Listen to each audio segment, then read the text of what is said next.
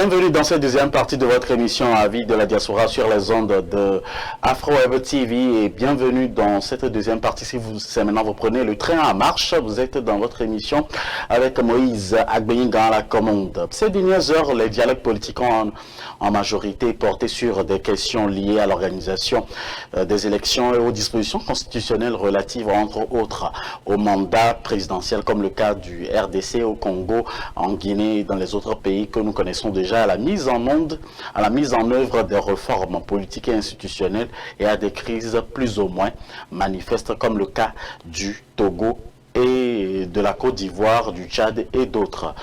Pour en parler, nous recevons pour vous et chez vous M. Serge Leguidayen, président du parti politique Génération Doué en République centrafricaine, et M. Thierry Kweviakwe, acteur politique. Et pourquoi les dialogues politiques peinent à réussir en Afrique? Le pouvoir, ou bien prendre le pouvoir, c'est un outil de travail, en fait, pour servir son peuple, son pays. Mais malheureusement, ceux qui sont à la tête de nos pays aujourd'hui, que moi j'appelle les sous-préfets ou les vassaux de l'Occident, et puisqu'ils sont mal élus, et certains même qui sont amenés au pouvoir dans les chars français, et bon, ils se disent que c'est un acquis. C'est un acquis. Ils veulent en faire une carrière. Et c'est une opportunité pour eux, okay, de s'enrichir. Alors, éventuellement, ce qui se passe, c'est que nous avons vu des constitutions qui ont été tripatouillées. Par exemple, chez moi, au Togo, par exemple. Hein, Fort, l'enfant de Nyassimbe, il fait le 4e mandat. Il n'y a personne qui en parle. 4! Le 4e mandat. Et le 4e, nous savons qu'il n'a jamais gagné les élections au Togo. Aujourd'hui, Dr Agbeome Kodjo, qui a gagné les élections du 22 février 2020, aujourd'hui, il est en exil. Parce qu'il a refusé de reconnaître, parce qu'ils l'ont forcé pour reconnaître, alors que tout le monde sait que c'est lui qui a gagné. À plus de 68%. Le pouvoir en place, de père en fils, ils sont passés, cassé sa maison, sa porte, ils l'ont pris. Lui, ils ont ligoté sa femme et ses enfants devant lui. Ils l'ont amené au commissariat. Ils lui ont interdit. On lui a dit de reconnaître parce qu'il a refusé de reconnaître parce que c'est lui qui a gagné. Ce n'est pas l'autre qui a gagné. Aujourd'hui, il n'est plus là, il est en exil. Donc, comment vous pensez qu'un dialogue avec ce genre de régime, okay, peut s'établir? Mais monsieur Thierry Kweviakwe, à la dernière nouvelle, vous avez été invité pour les travaux de concertation nationale pour des acteurs politiques au Togo où vous n'aviez pas été. Mais bien sûr qu'on a été invité dans un climat où même les nôtres qui sont sur le territoire, ils sont harcelés. Il y a le Pegasus, ils écoutent, ils mettent tous ces gens-là sous écoute. Hein? On en a arrêté. Par exemple, Madame Adjamagbo, par exemple, okay, qui est aussi de la CIDMK, a été mise aux arrêts parce qu'ils sont mis sous écoute. Donc, comment vous demandez, dans ce climat-là, de la terre, qu'on vienne participer à un pourparler? Et quand les choses ne sont même pas définies comme il faut, vous allez parler de quoi? En fait, si vous voyez cet appel, okay, cette table ronde-là dont ils ont convoqué, okay, c'est pour entériner ce qu'eux ils disent. Ce n'est pas pour vraiment tacler des sujets d'actualité, des sujets chauds. Donc, comment vous voulez qu'on participe à une table ronde comme ça? Vous voyez? Donc, voici en miniature au Togo ce qui se passe aussi un peu dans les autres pays. Oui, mais Africaine. est-ce que se retirer également donc des dialogues ou ce refus explique vraiment, fait avancer le pays, Monsieur Serge Leguiden, lorsqu'on retrouve par exemple d'autres qui claquent les portes en plein dialogue, d'autres qui ne veulent même pas participer au dialogue. Est-ce que ça avantage les pays africains, Monsieur Serge Leguiden? Bon, déjà les dialogues, je peux dire que les dialogues, euh, je peux dire en Afrique du Sud, on a vu euh, quand Mandela est arrivé au pouvoir, il y a eu des dialogues. Euh, et il y a eu un résultat derrière. Au Rwanda, il y a eu des dialogues puisque vous avez eu le génocide. Donc, tous les génocidaires, il fallait et tout ça. Et il y a un dialogue qui s'est fait au niveau des villages et tout ça, où les gens expliquent et tout ça. Et je pense que c'était sincère. Et voilà, donc on voit le résultat aujourd'hui. Mais vous allez en Centrafrique, par exemple, on a eu combien 10 000 dialogues. Je sais pas, j'ai jamais vu le résultat. Donc, voilà. Et l'autre truc, c'est quoi? C'est que c'est très vicieux, ce truc de dialogue. Parce que souvent, qu'est-ce qu'on... On a un parti bon, qui gagne les élections, c'est un peu contesté par l'opposition, parce que l'opposition aussi veut manger. Et donc, on pousse le pouvoir en place à faire le dialogue. Et puis, bah, on met que le pouvoir en place accepte le dialogue. Et puis après, à la fin de ce dialogue-là, on dit, bon, ok, on donne tel nombre de places au gouvernement, à tel parti, ainsi de suite. Voilà. Donc, tous les grands partis-là, on essaie de les récompenser. Ils vont voir à leur gars, là-bas. Moi, je dis, il faut qu'on arrête avec ça. Faut qu'on arrête avec ça. Alors que Tu devons-nous faire gagnes les alors élections, à la place des dialogues? tu gagnes les élections. Parce que, mais c'est des conneries, parce que les gens, les acteurs politiques, souvent, ils se connaissent très bien. Les acteurs politiques se connaissent très bien. Les acteurs politiques, qu'est-ce qui se passe? C'est que aujourd'hui, tu vas avoir tel qui va être président, il va essayer d'entretenir les autres, et ainsi de suite. Voilà, c'est ça la réalité. En réalité, ils nous montrent qui se rentre dedans, mais en réalité, c'est pas ça qui se passe. En catimini, les gens essaient de discuter, de faire des choses et tout. Et c'est le bas peuple qui n'a aucune vision de tout ça, qui paie les pots cassés. La réalité, vous allez voir, à chaque fois qu'il y a dialogue, après dialogue, on met en place un gouvernement, comment ils appellent ça, gouvernement de... L'Union nationale. d'union, voilà. Voilà, gouvernement d'union.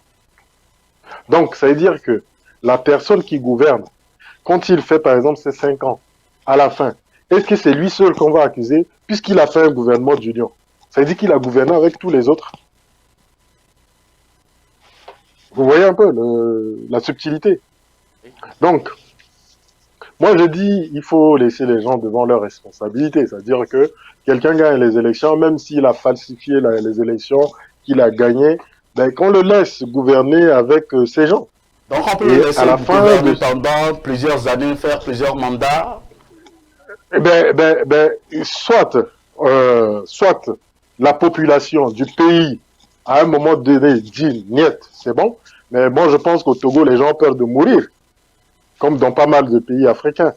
C'est pour cela que des gens restent longtemps au pouvoir.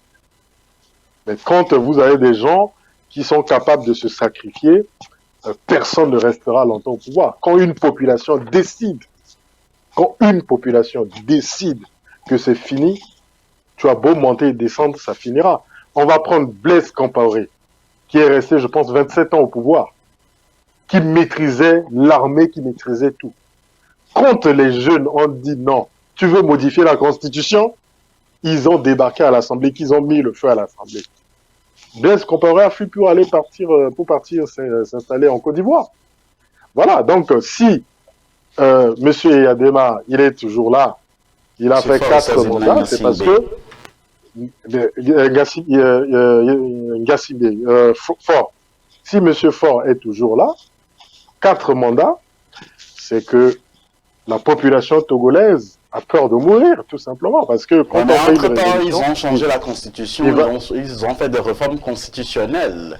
Et aussi, ce qui m'amène à poser une question à M. Thierry Kobiako, le dialogue politique en Afrique, selon vous, est-ce une solution ou une impasse démocratique? Mais si le dialogue est sincère, oui. Mais si le dialogue constitue un guet-apens, ok, parce qu'on cherche celui-ci et celui-là, mais si c'est pas sincère, ça devient dangereux. Ça devient un terrain glissant. C'est justement ce qui se passe dans certains des pays. Bon, alors, moi, je pense que les dialogues, nous avons des associations ou bien la communauté, par exemple la communauté africaine, Union africaine, la CEDEAO et tout ça. Moi, je pense que c'est leur devoir, par exemple, tout membre de ces institutions-là ou de ces communautés-là, c'est la responsabilité, par exemple, de la CEDEAO de veiller à ce que personne ne dépasse 2 mandats.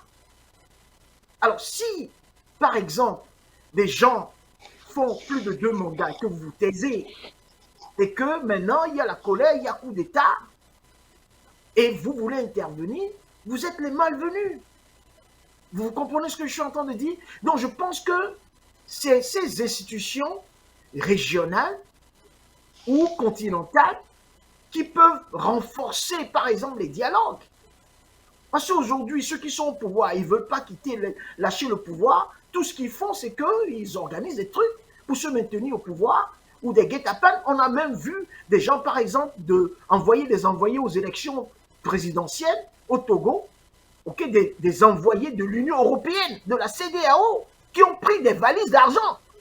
Seulement parce que les gens disent que, par exemple, l'opposition n'arrive pas à faire également des accords et les résultats ne met pas au fait en pratique aussi les résultats de ces accords que nous avons, par exemple, de ces dialogues où on avait Togo Telecom de la CENAP récemment du côté du Togo et véritablement aujourd'hui les résultats, est-ce qu'on doit faire pour que ces résultats des dialogues prennent vraiment effet dans la vie politique d'un pays? Non, j'en viens, c'est ça, c'est justement ça, à ce point-là que je vais attaquer là, que je veux tacler. Il faut des réformes, ok? Il faut des réformes. Normalement, quand vous prenez par exemple les élections, ok? Par exemple, moi je vis ici au Canada, ou bien en France ou aux États-Unis, il y a des réformes qui sont faites. Quand il y a des élections, c'est clair, c'est-à-dire qu'il peut y avoir, ok, il peut par exemple tricher, c'est possible, mais c'est minimisé, c'est vraiment minime, c'est minimal. Vous comprenez? C'est minimal. Mais ces réformes-là ne sont pas faites chez nous. Justement, les gens qui sont au pouvoir, qui veulent pérenniser leur règne au pouvoir, ils refusent. Ils constituent un frein à ces réformes-là. Il nous faut des réformes pour que, par exemple, dans les décomptes des voix, qu'on ne prenne pas les procès-verbaux qui doivent normalement être signés en présence de tous les partis qui participent. Mais il ne faut pas qu'on aille payer des gens pour corrompre des gens à venir signer, les chefs de bureau de vote, à venir signer de faux procès-verbaux. C'est ce qui s'est passé chez nous. Donc voilà les réformes qui doivent être faites. Si ces réformes-là sont faites, les listes, les listes des voteurs, ou des votants, comme je peux le dire, pardon, ces listes-là doivent être aussi révisées. Oui, mais ce n'est pas parce que, par exemple, vous n'avez pas eu de représentants dans les bureaux de vote que l'autre parti peut se permettre de faire des choses comme vous le dites. Mais non, il y a eu des procès verbaux qui ont été signés, mais qui ont été confisqués par le parti au pouvoir. Donc, ils ont falsifié les procès verbaux, ok, et qu'ils ont fait venir parce que c'était impossible qu'en 48, 72 heures, ok, ils aient déjà tous les procès verbaux au Togo où nous savons il y a eu des chefs, il y a certains qui ont refusé la corruption, l'argent, ok, qui disent que ces procès-verbaux-là, ce ne sont pas les originaux. Vous comprenez? Ce ne sont pas des originaux. Donc, il y a cette tendance aux partis au pouvoir, ceux qui sont toujours mal élus, qui veulent toujours rester au pouvoir. Quand tu prends même le cas aussi, par exemple, de la Côte d'Ivoire, nous parlons du Togo, oui, 4 mandats, 3e mandat en Côte d'Ivoire, avec un Ouattara, un soi-disant démocrate. Et ce qui fait mal, c'est celui du professeur de la Guinée, là. Professeur Alpha Condé. Alpha Condé. Lui qui s'est battu dans l'opposition et qui a pris le pouvoir, il veut aller à un 3e mandat. Et change la constitution. Et voilà, il a pris un coup d'État. Alors, on va en parler par rapport à la Côte d'Ivoire également. Alors, en Côte d'Ivoire, la 5e phase du dialogue politique a commencé entre le gouvernement et les partis politiques. Les acteurs du dialogue ont pour objectif d'assainir le cadre démocratique en Côte d'Ivoire et espèrent mettre fin à 3 décennies de crise politique dans leur pays. Cela pourra devenir réalité. Monsieur Serge Leguidayen, selon vous, quelle est votre analyse que vous en faites? Bon, mon analyse par rapport à la Côte d'Ivoire, ce qu'on constate par rapport à ce que vient de dire mon confrère, 3e mandat et éventuellement en Guinée-Conakry. Moi, je dis que c'est bien dommage. C'est bien dommage parce que on fragilise en fin de compte le processus démocratique d'un pays en agissant de telle sorte. Pourquoi? Parce que quand vous avez des personnes que nous, quand on était enfants, c'est des modèles pour nous et qui aujourd'hui agissent comme ça, ben ça fait poser des questions. Et du coup, on se dit, ben c'est quoi le but alors? Parce que moi je me dis, on devient président pour mettre en place de bonnes institutions qui puissent profiter à tout un pays. Et normalement, quand on a fait le job ou quand on a commencé, parce que construire un pays, ça prend beaucoup de temps, quand on a commencé, on peut toujours former ses lieutenants pour prendre le relais, ou éventuellement ceux qui vont arriver mais qui ne pourront pas faire autrement et qui pourront que continuer dans ce sens-là. Parce que je vois mal un pays où on a mis les choses en place bien et tout avec des projets qui sont déjà financés, en train de tourner, et que quelqu'un vient et que la personne dit non, moi j'arrête tout ça. Ça ne passera nulle part. La population ne pourra pas accepter. Parce que quand on commence vraiment à construire un pays, la réalité c'est que la population commence à voir les bénéfices de cette construction. Et donc quand on arrive, on fait attention à ça. Et je prends le cas, par exemple, des États-Unis. Vous avez Obama qui a mis en place l'Obamacare qui devait aider tous ceux qui étaient pauvres. Parce que les États-Unis, la réalité, c'est que si tu n'as pas d'argent, tu peux crever. Et donc, il fallait mettre en place Obamacare pour aider tous ceux qui ont des problèmes financiers et qui aillent à l'hôpital pour se faire soigner. Quand Trump est arrivé avec l'optique de vraiment arrêter Obamacare. Puisque les Trump, eux, ils sont riches, ils ont de l'argent, et tu prends souvent les républicains, ils ont de l'argent, ils sont riches, donc eux, ça leur dit rien, puisqu'ils ont de l'argent pour se payer les soins. Et donc, mais les républicains quand même disent à Trump, fais attention, parce que il y a une partie de notre électorat qui bénéficie d'Obamacare. Donc, si tu arrêtes Obamacare, il faut savoir que il y a une partie de notre électorat qui risque de partir. Et donc, ça va être difficile pour nous de gagner les élections d'après. Et donc, du coup, ça fait que les gens prennent du recul par rapport à ça. Donc, c'est vraiment une réalité que si en Afrique, on a un président qui arrive, qui fait correctement le job, qui fait bien le job, proprement, qui met les institutions en place, met les choses en place, et que le peuple commence à profiter des bénéfices de ce que ce président a mis en place, ce sera très, très difficile que quelqu'un arrive derrière et puisse casser. Je prends le cas du Ghana. Le président de Rawlings, il n'est pas resté toute sa vie au pouvoir, alors qu'il pouvait le faire. Il est parti. Aujourd'hui, le président Akufo, il continue dans ce sens-là. Vous voyez? Et c'est comme ça. Je prends le cas du Sénégal. Quand le président Wade, aujourd'hui, tout ce que le président Macky Sall est en train de faire au Tchad, c'est les projets qu'a initié le président Wade. Moi, je suis allé récemment au Sénégal, tout le monde parlait de ça. Mais le président Wade, qui voulait rester, parce qu'il avait initié pas mal de choses, il voulait rester avec son équipe pour continuer. Les Sénégalais ont dit, bien, tu ne modifies pas la Constitution, tu dois partir.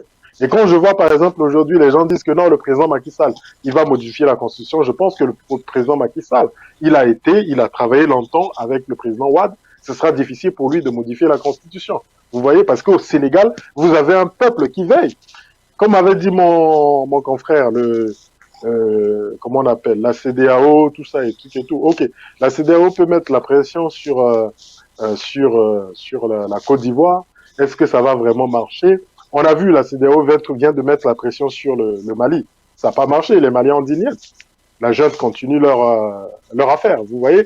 Donc, un pays qui fait partie de la CEDEAO, de la comment on appelle ça, CEMAC et tout ça, tous ces pays-là, du jour au lendemain, ils peuvent décider de sortir. On a vu, par exemple, l'Union européenne, l'Angleterre a décidé de sortir. Donc, maintenant, le dialogue en Côte d'Ivoire, après ça, moi, je vais pas apprendre à faire de la politique aux Ivoiriens. Je pense qu'ils sont dedans depuis longtemps. Je sais pas, le dialogue, est-ce qu'ils ont l'habitude de faire le dialogue chez eux et tout? Est-ce que ça aboutit à quelque chose? Ça, c'est à eux de voir et ils seront assez grands pour ça. Voilà, mais pour moi, concernant mon pays, le dialogue, moi, je dis niet. Je dis niet. Le président, même s'il a magouillé, il est là, il gouverne avec son équipe. Et puis, qui respecte la Constitution. S'il veut pas respecter la Constitution, il paiera les pots cassés, point. Et souvent, les gens, ils perdent tout quand ils essaient de passer en force. Donc voilà, c'est tout ce que je peux dire. Alors, Monsieur Thierry, en termes de conclusion, pour qu'un dialogue soit réussi et que ça soit mis en pratique en bonne et due forme, pour que le pays aussi soit profiteur également de ce dialogue-là, que doit faire le peuple, que doit faire le président de la République, que doivent faire les partis de l'opposition? Oui, d'abord, c'est une question pour le dialogue, il faut donner des garanties. OK? Alors, si déjà le chef de l'État viole les tests, OK, change la Constitution et l'intention de ce dernier est de se maintenir au pouvoir contre vents et marées, et il n'y a pas cette garantie-là, parce qu'il y a un problème de sécurité chez nous. Par exemple, je prends le cas du Togo, bon, la plupart dans les pays et tout ça, et ils ont la même mise sur l'armée. Quand ils ont la même mise sur l'armée, comme je l'ai dit, c'est un guet-apens pour prendre les opposants, ceux qui sont sérieux, ceux qui ne sont pas corruptibles, ceux qui disent ou qui se tiennent du côté du peuple, constituent des dangers pour eux, donc ils sont bons à être éliminés. Donc quand il n'y a pas cette garantie-là donnée par le pouvoir en place, ça cause problème pour le dialogue.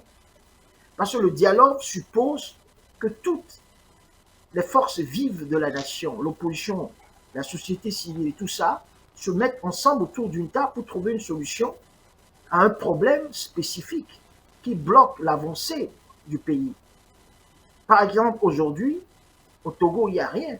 Le chef de l'État a dit ça, et Faure Gnassingbé, il a dit à la fin de l'année 2021 que le Togo est endetté, d'ailleurs surendetté. 80% de notre PIB est engrangé là, dans les dettes. Comment vous allez repayer ces dettes-là? Bon, la question de savoir, qu'est-ce qu'ils en ont fait? Les Togolais n'étaient pas au courant. Qu'est-ce qu'ils ont fait avec ces prêts qu'ils sont partis prendre auprès de ces institutions financières? Qu'est-ce qu'ils ont fait avec? Donc, nous savons qu'il y a une minorité pieuse au Togo. Le chef de l'État lui-même l'a dit, que c'est la minorité. Monsieur Thierry, en termes de Mais je conclusion, nous viens sommes à la là, fin j'ai de pas notre terminé. émission. Allez-y pour votre conclusion. Mais vous ne me laissez pas terminer. Bon, alors, c'est la minorité pieuse. Donc, nous avons un problème, ok, de confiance. Nous avons un problème de confiance entre le pouvoir en place qui veut organiser un dialogue que nous savons tous qui n'est pas sincère. Bon, maintenant, comment est-ce que ça va se passer? Je ne sais pas. Je ne saurais pas vous dire. Moi, tout ce que je sais, c'est que à l'orée ou bien en 2022, cette année, cette nouvelle année, ça va passer ou bien ça casse. Parce que les Africains, la jeunesse africaine en a marre de ces soi-disant grands frères qui sont à la tête de nos pays, qui nous tiennent en otage. Et ça va pour tous les pays africains. La jeunesse africaine en a marre. Aujourd'hui, le monde est devenu un village planétaire. Le Togolais, l'Ivoirien, le Centrafricain se demandent pourquoi les mêmes, c'est-à-dire les gens de leur génération qui évoluent tels ici en Occident et chez nous, ça ne démarre pas. Donc, voilà, justement, moi j'en appelle à nos chefs d'État qui sont à la tête de nos pays, ok, d'écouter le cri de cœur de leur peuple et de s'adapter. Il ne faut pas, ok, défendre, ok, l'intérêt des étrangers contre ses propres citoyens, contre ses propres frères et sœurs, contre ses propres pères et mères, tantes et oncles, mais plutôt travailler, ok, dans la ligne droite pour que le pays puisse avancer. Voilà, moi c'est ce que je conclue Merci, avec. Monsieur Thierry Koviakoye. Merci pour votre disponibilité. Ce sera votre mot de fin pour cette émission. La conclusion de Monsieur Serge Leguedayen. Alors, ma conclusion va déjà vers la communauté africaine. C'est que la diaspora, nous, on n'est pas des nègres de maison. C'est parce que nous sommes sortis, nous avons étudié. C'est tout ce que nous avons étudié qui nous permet aujourd'hui de militer et d'essayer de faire changer les choses. C'est pas qu'on veut faire un copier-coller. Nous sommes arrivés à un certain niveau intellectuel et donc nous avons cette capacité d'analyser les choses et de pouvoir choisir ce qui est bien et qui peut nous permettre de développer nos pays et ce qui n'est pas bien, qui peut pas être adapté chez nous et qu'on laissera de côté. Donc c'est pas faire du copier-coller. Voilà. Donc ça c'est une chose. La deuxième chose concernant les dialogues, est-ce que ces dialogues-là sont sincères? Sincèrement, moi je ne sais pas. Que ce soit au Togo ou en Côte d'Ivoire, si c'est pour profiter aux hommes politiques, parce que bon, ok, je suis de l'opposition et j'aimerais être au mangeoir pour profiter de certaines choses, ça n'avancera jamais nos pays. C'est-à-dire qu'on va continuer de tourner en rond. Et puis aussi, comment dirais-je? Et donc voilà à peu près, hein, voilà à peu près. Et sur ce que vous avez dit tout à l'heure, c'est on est trop axé argent en Afrique. C'est que dans notre esprit, c'est que l'argent. Alors que sans argent, on peut faire beaucoup de choses. Et il faudrait que le peuple se détache un peu de cet esprit d'argent pour s'asseoir et dire, bon, aujourd'hui, on n'a rien sur qui on peut compter pour pouvoir bâtir quelque chose demain. Mais tant qu'on mettra toujours cet esprit d'argent, on va vers les gens. C'est pas parce que quelqu'un a plus d'argent que la personne a la capacité de relever un pays. Ça, il faut qu'on se le dise. C'est pas parce que quelqu'un est milliardaire que la personne a la capacité de lever un pays. On a vu, Talon, il a de l'argent, il est devenu président. Mais comment ça se passe politiquement, en toute réalité, en toute conscience, au Bénin? Est-ce que les Béninois, ils sont vraiment contents? Faut leur poser la question. On Moi, va recevoir des Béninois et leur poser des questions sur voilà, les faits et vous leur poserez et la la réalité. question. Donc, voilà. Merci Donc, beaucoup, M. Serge Leguedayen. Oui, c'est très important de soutenir les gens parce que on sait que cette personne a le leadership. Comme avait dit mon confrère, c'est très important. Le leadership, avoir le leadership, c'est pas avoir de l'argent, avoir beaucoup d'argent. Mais c'est quelqu'un qui est patriotique et qu'on sait que sur qui, si cette personne arrive là, cette personne va se retourner pour prendre tout le monde sous ses ailes et les faire avancer. Merci M. Serge pour votre disponibilité. Je rappelle également à tous les amis internautes que vous retrouverez cette émission Avis de la diaspora sur notre chaîne YouTube AfroWeb TV. C'était donc M. Serge Leguedayen, président de parti politique Génération Doué en République centrafricaine, et M. Thierry Kobiako, acteur politique du Togo, résident du côté de la diaspora. Merci à vous d'avoir accepté, d'avoir été des nôtres aujourd'hui pour ce numéro de votre émission Avis de la diaspora. On se retrouve mercredi pour un autre numéro de votre émission. Soyez toujours scotchés. Et juste après, nous d'autres émissions en suivront. Et merci et excellent week-end à tous et à chacun de vous. Chaque semaine, la rédaction d'AfroWeb TV vous propose un condensé de l'actualité des 7 derniers jours. Suivez sur AfroWeb TV l'actualité